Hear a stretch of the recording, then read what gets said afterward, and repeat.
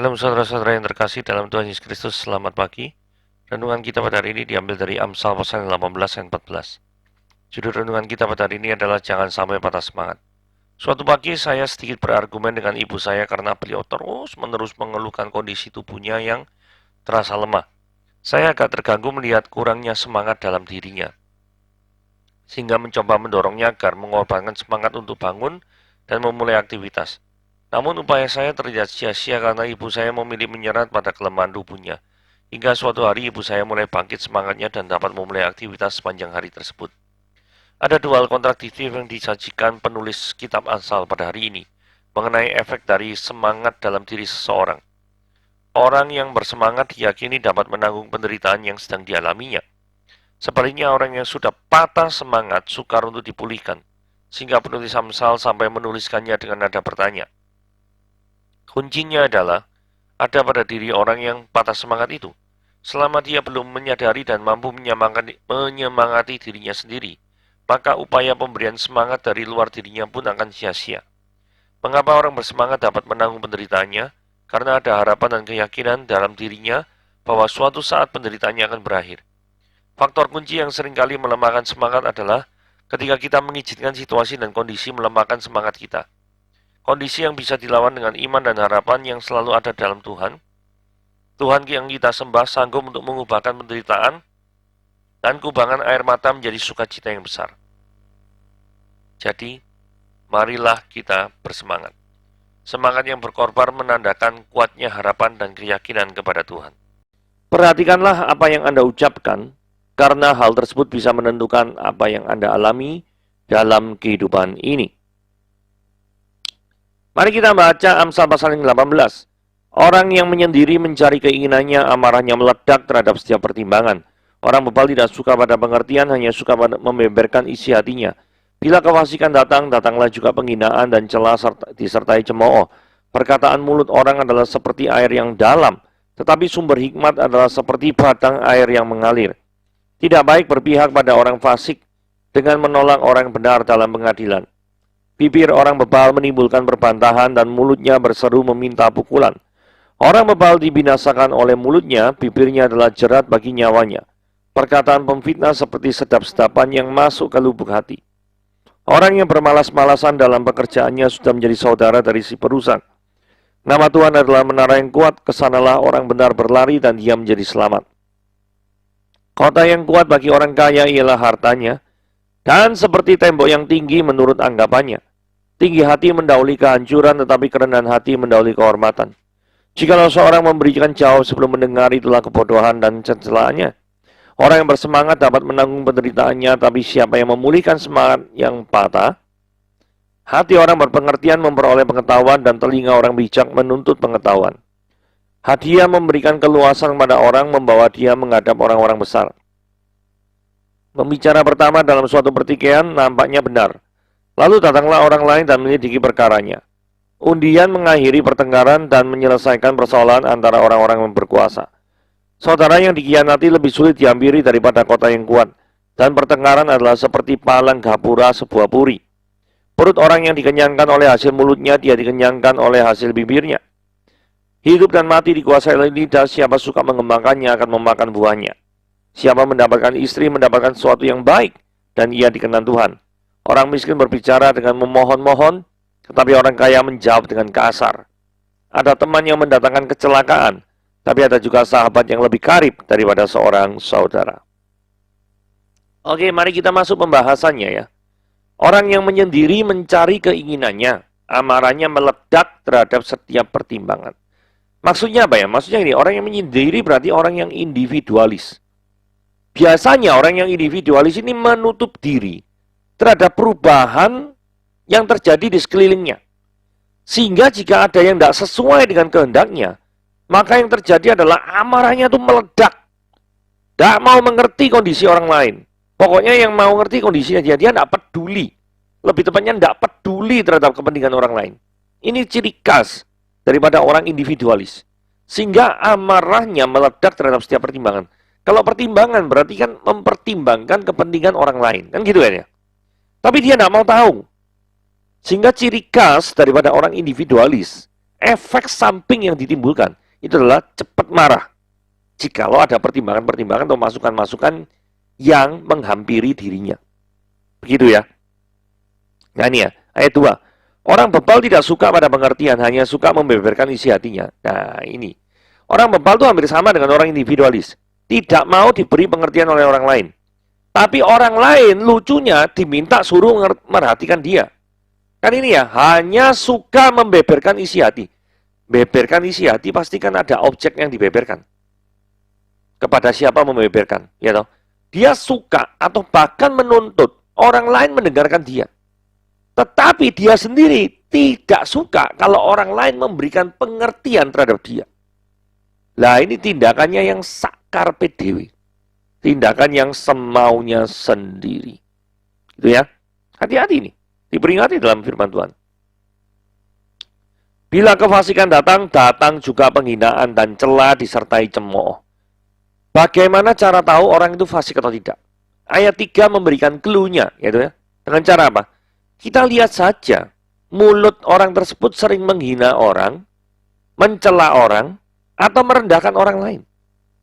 Kalau misalkan orang itu mulutnya itu sering menghina orang lain, mencela orang lain, atau merendahkan orang lain, ini tanda-tandanya orang tersebut adalah kategori orang fasik.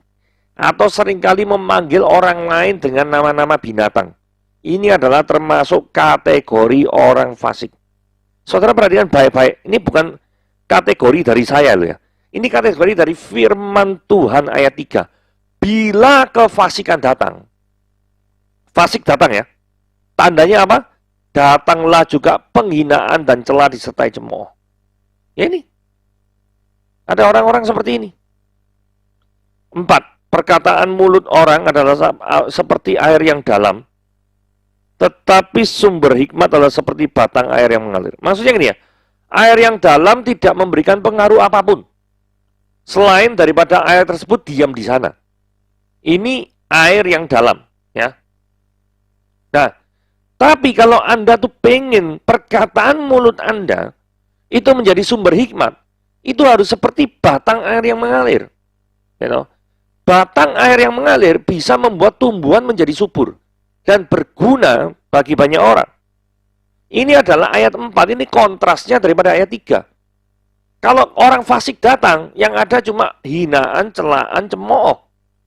Tapi kalau orang benar datang, maka yang datang adalah kehidupan. Seperti pohon yang ditanam di tepi aliran air.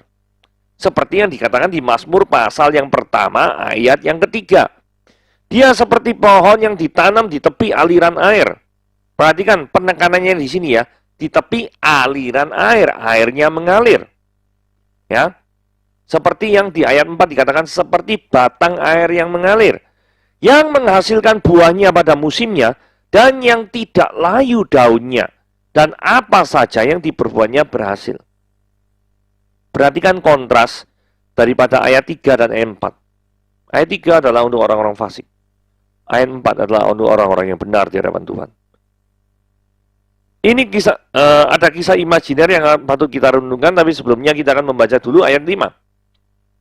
Tidak baik berpihak pada orang fasik dengan menolak orang benar dalam pengadilan. Saya ulangi ya. Tidak baik berpihak pada orang fasik. Dengan cara apa berpihak pada orang fasiknya? Dengan cara menolak orang benar dalam pengadilan. Ini ya. Pernahkah Anda membela atau mendukung sesuatu bukan berdasarkan apakah orang tersebut benar atau tidak, tapi melainkan berdasarkan apakah sesuatu itu untung atau tidak?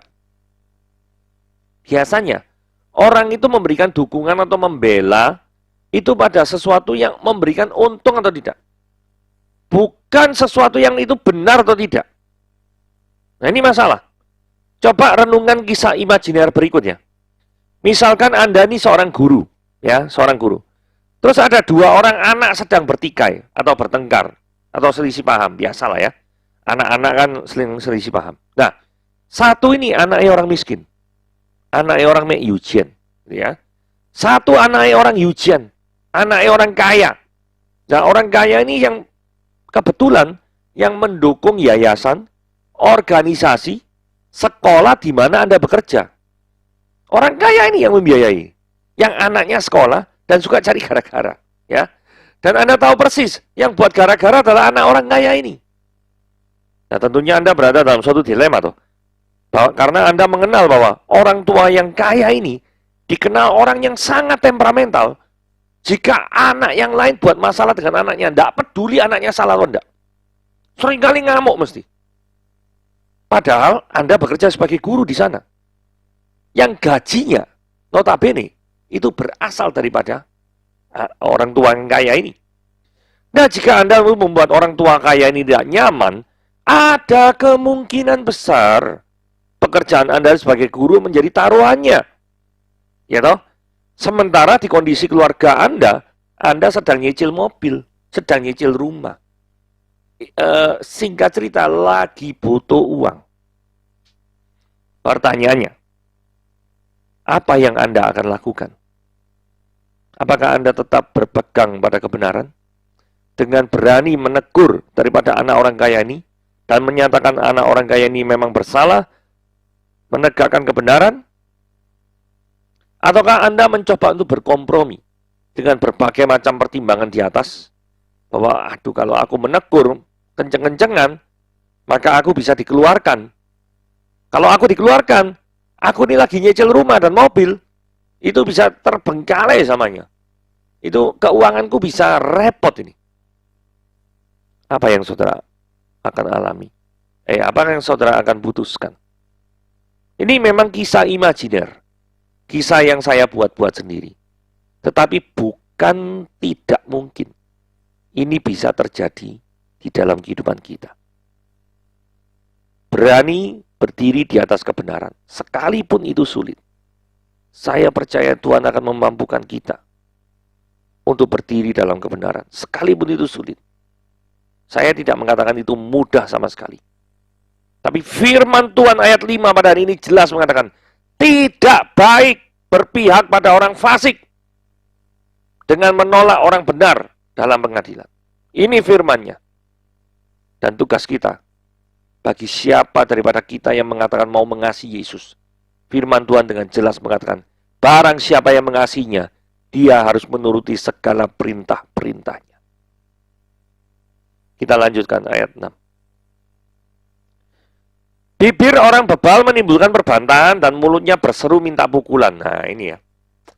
Ayat 6, 7, 8 semuanya bicara menggunakan mulut bibir. Ayat 7 ya. Orang bebal dibinasakan oleh mulutnya loh. Ngomong lagi. Bicara temanya itu mulut terus ini. Terus ayat 8. Perkataan pemfitnah. Perkataan loh. Bicara tentang mulut lagi. Jadi 3 ayat ini sangat berbicara hati-hati. Supaya kita tuh hati-hati menggunakan mulut bibir kita dalam berkata-kata. Karena salah kata bisa menghancurkan hidup kita. Atau hidup orang lain. Sisi positifnya, Anda berkata hal-hal yang benar, bisa membuat orang lain itu termotivasi. Karena apa yang Anda katakan itu adalah cerminan atau kondisi daripada diri saudara yang bisa ditangkap oleh orang lain. Saya ulangi ya. Karena apa yang Anda katakan itu, entah itu positif, entah itu negatif ya. Entah itu menghina orang atau membangkitkan motivasi atau memberikan inspirasi bagi orang lain. Itu adalah cerminan kondisi diri saudara yang bisa ditangkap oleh orang lain. Maksudnya jikalau saudara itu isinya cuma sumpah serapato ya, kalau orang lain, maka Anda akan diproyeksikan atau dinilai sama orang lain itu sebagai orang yang negatif. Suka nggak suka, mau nggak mau. Ya. Tapi kalau Anda tuh kata-katanya bisa menginspirasi, menghibur orang, terus kemudian itu bisa membangkitkan semangat orang yang patah, memberikan solusi bagi setiap permasalahan yang ada, maka Anda akan dicap sebagai seorang coach, seorang pelatih yang baik mungkin dalam kehidupan ini, yang bisa menginspirasi orang. Gitu ya. Nah, saudara ingin dinilai sebagai apa gitu. Itu tergantung dari apa yang Anda ucapkan. Karena apa yang Anda ucapkan, itu adalah cerminan diri Anda. Malas dan destruktif. Ayat 9. Orang yang bermalas-malasan dalam pekerjaannya sudah menjadi saudara dari si perusak. Orang yang malas adalah orang yang ingin menerima sesuatu, tapi tidak mau berusaha untuk sesuatu yang mau diterima itu. Pengen terima, tapi tidak mau berusaha untuk mendapatkan sesuatu yang mau diterima itu. Dan dalam konteks organisasi, maka ini bisa menjadi perusak atau penghambat lajunya roda organisasi. Semisal ya, aja ngomong organisasi lah, katakanlah soal tim sepak bola lah, biar gampang mengerti. Misalkan Anda adalah pemain tim dalam sepak bola, posisinya itu sayap, mau sayap kiri, sayap kanan, terserah. Anda diharapkan untuk melakukan, kalau pemain sayap itu biasanya kan lari ini kenceng, jago gocek, gitu ya, melakukan terobosan-terobosan di sisi sayap. Dengan akselerasi, kecepatan Anda membuat lawan-lawan itu fokus pada pergerakan Anda. Sehingga membuat lawan itu kocar-kacir. Nah kalau lawan sudah bingung kocar-kacir, maka pergerakan saudara itu akan membebaskan striker dari kawalan musuh.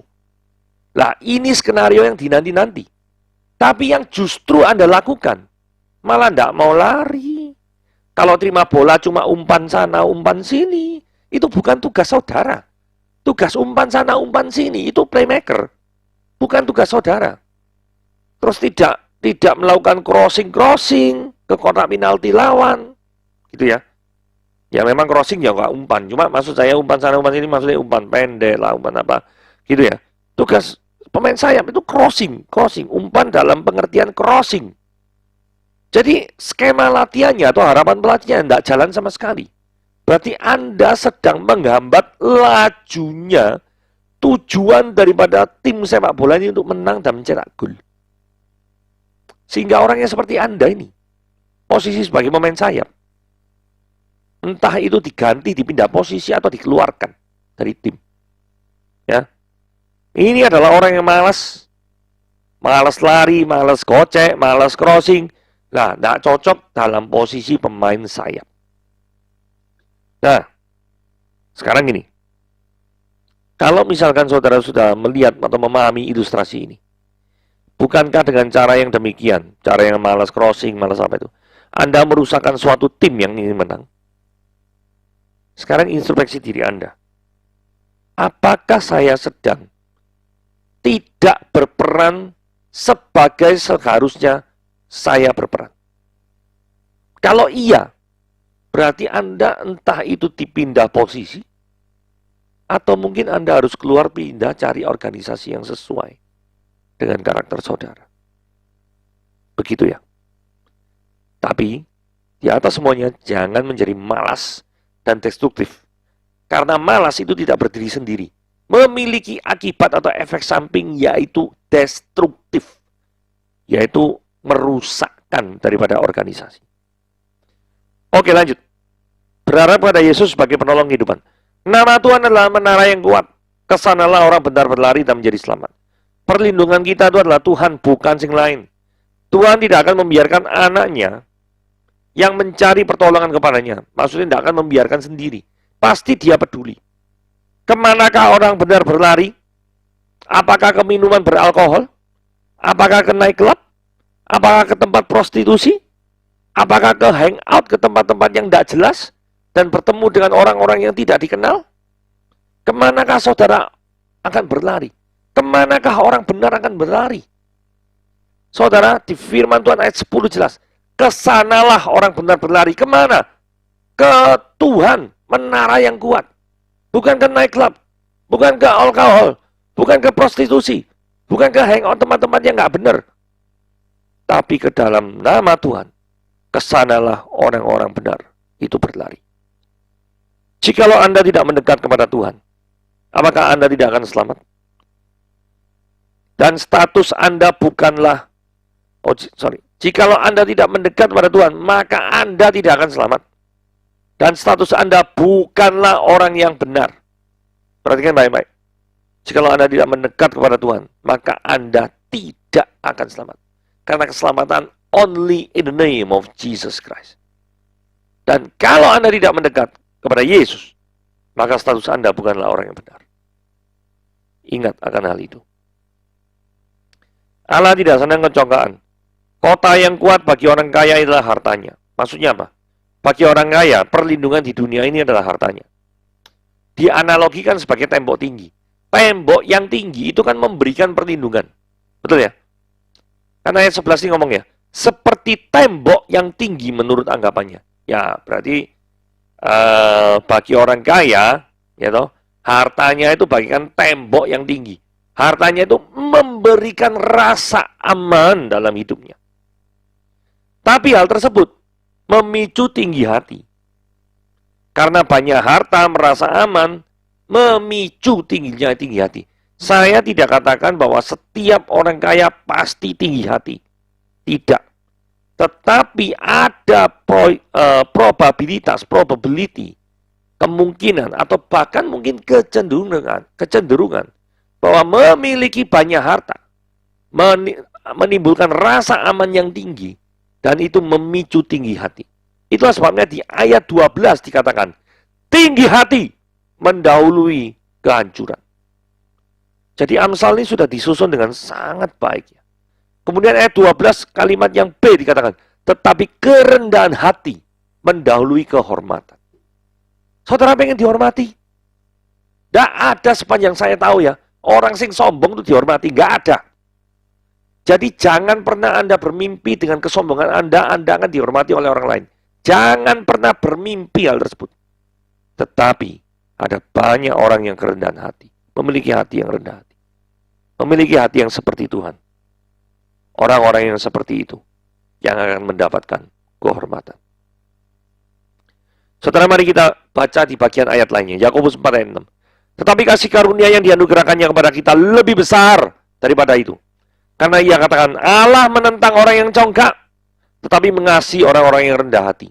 Perhatikan, Allah itu mengasihi orang yang rendah hati, tapi tentang orang yang congkak.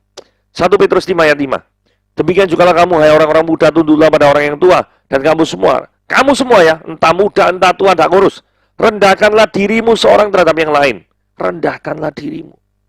Allah menentang orang-orang yang congkak, tapi mengasihi orang-orang yang rendah hati. Dua penulis yang berbeda. 1 Yakobus 4 ayat 6. Saat kemudian 1 Petrus 5 ayat 5. Tapi dua-duanya mengatakan, Allah tentang orang yang congkak, tapi mengasihi orang-orang yang rendah hati. Nah, ini semangat di dalam Tuhan ya. Jikalau seorang memberikan jawab sebelum mendengar, itu kebodohan dan kecelakaannya. Oh, ada ya orang seperti itu ya. Ayat 13 ini menegur orang yang memiliki kebiasaan tidak mau dengar orang lain. Dan hanya dirinya sendiri yang harus didengarkan. Kan ada orang ya, orang belum cerita langsung dijawab, langsung dipotong. Tuh. Pertanyaannya gak jelas kok. Langsung memberikan jawab, lah orang aneh loh model kayak gini. Tapi ada banyak orang model kayak gini nih. Ayat 14. Orang yang bersemangat dapat menanggung penderitaan, tapi siapa akan memulihkan semangat yang patah? Nah, kalau ayat 14, jikalau orang itu bersemangat, orang itu akan dapat menanggung penderitaan. Nah, pertanyaannya adalah, semangat yang seperti apakah yang harus dimiliki oleh seseorang supaya bisa menanggung penderitaan? Sama seperti yang dikatakan di ayat 14. Orang yang semangat dapat menanggung penderitaan. Lah semangat yang seperti apa? Tadi kan kita sudah bahas ayat 10. Orang yang datang kepada Tuhan itu memiliki pengharapan, memiliki energi dalam kehidupan.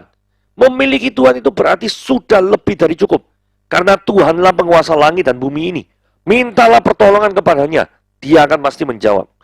Inilah yang membuat kita bersemangat, berenergi to face this day, untuk menghadapi hari ini, and to face the tomorrow, untuk menghadapi masa-masa depan kita.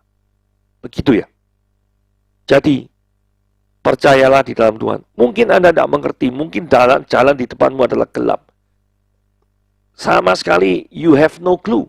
Tidak ada petunjuk apapun yang bisa Anda pikirkan selama ini.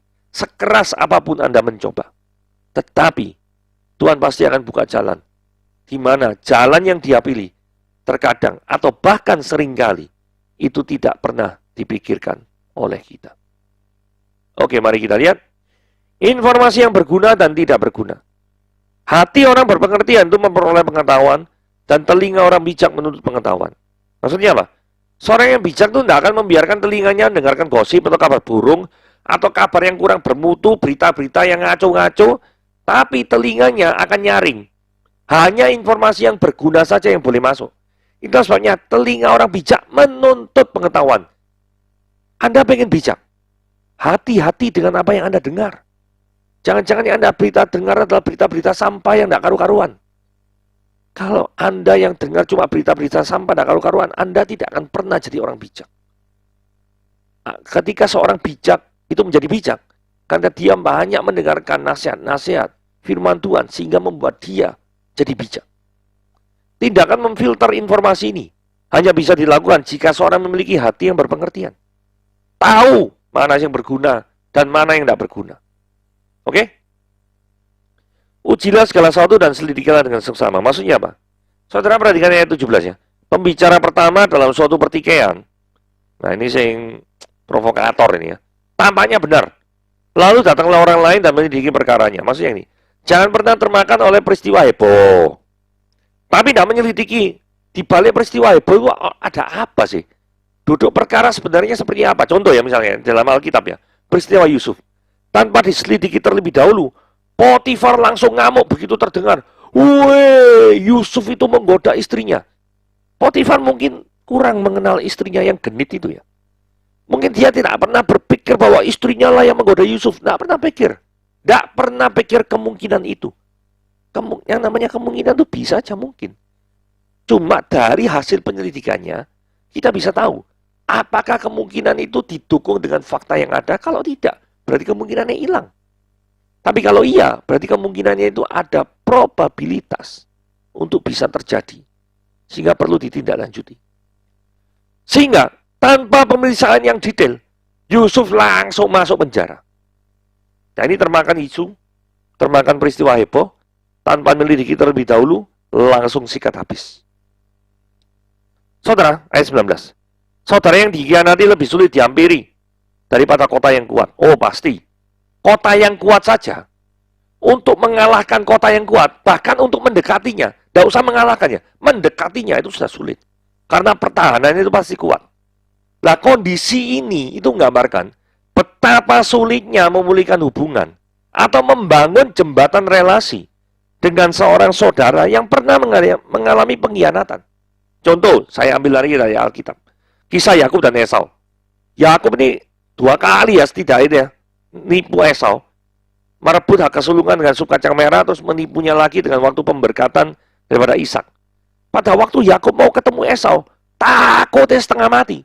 Karena apa? Dia mengkhianati, menimbulkan sakit hati terhadap saudaranya Esau. Oke? Jadi ini, hati-hati. Jikalau tindakan Anda itu mengkhianati, terutama saudara Anda, saudara kandung, atau saudara sepupu, Anda itu akan menghancurkan jembatan relasi yang selama ini sudah dibangun. Dan jembatan itu belum tentu pulih. Belum tentu pulih. Bisa jadi hancur selamanya. Karena pihak sana tidak mau membangun jembatan relasi dengan Anda lagi. Karena sudah rusak.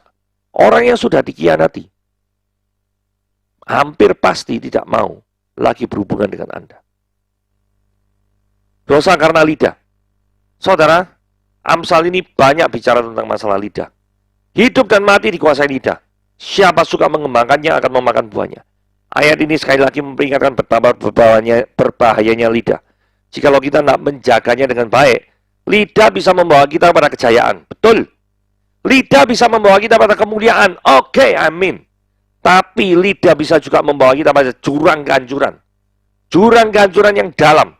Itu bisa saja. Jadi, be careful with what you say. Berhati-hatilah dengan apa yang Anda katakan. Introspeksi diri. Apa selama ini kita sering berbuat ceroboh dengan menggunakan kata-kata kita, dengan lidah kita?